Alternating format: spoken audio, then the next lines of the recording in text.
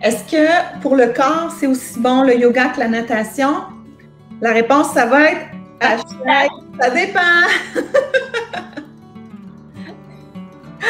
Parce que pour la musculature, le yoga, c'est super comme la natation. Tu sais, le yoga, ça permet de travailler tout le corps. Donc, selon les postures qu'on fait, selon les séances qu'on si on varie nos postures, ouais. on s'assure de travailler toutes les parties de notre corps, ouais.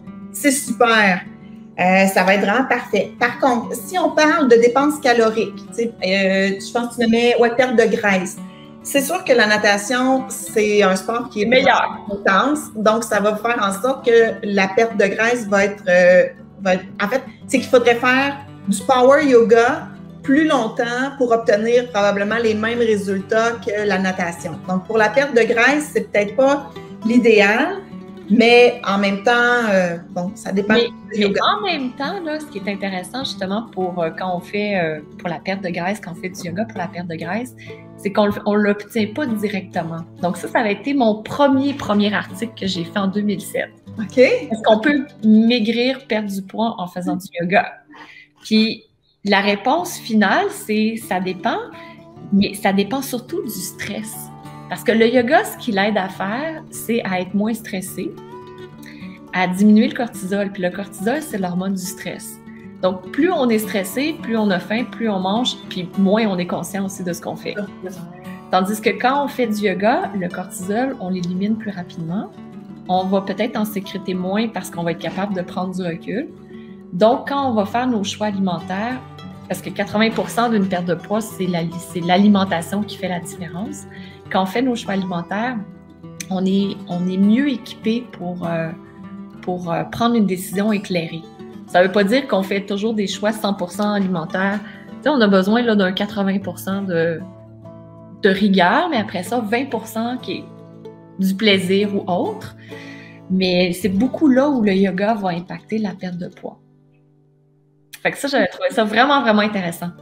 Ouais, moi aussi, j'aime beaucoup cette explication-là parce que ça permet de comprendre le rôle immense du stress dans la prise de poids.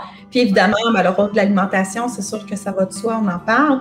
Puis c'est sûr que si, tu sais, on a besoin de bouger pour dépenser les calories qu'on ingère aussi. Donc, tout ça, c'est une belle combinaison qui va faire en sorte que ça va jouer ou pas. Mais bouger, ça, la natation, c'est super, mais la marche, c'est super aussi. Le yoga, c'est super. Je pense qu'il s'agit de bouger régulièrement, de toutes sortes de façons qui nous font plaisir pour justement que notre niveau de stress soit le moins élevé, puis qu'on soit en conscience, qu'on s'alimente en conscience le plus possible aussi. Ça va aider, c'est sûr.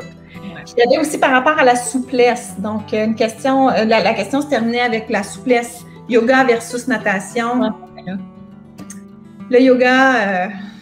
c'est quand même bon, hein? Je pense. Oui.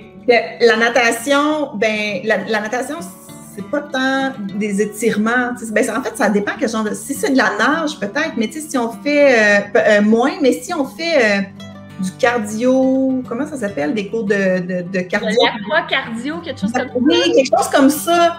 Là, peut-être qu'il y a des exercices d'étirement dans la piscine qui sont tout aussi bons que le yoga. Vous avez aimé cette vidéo?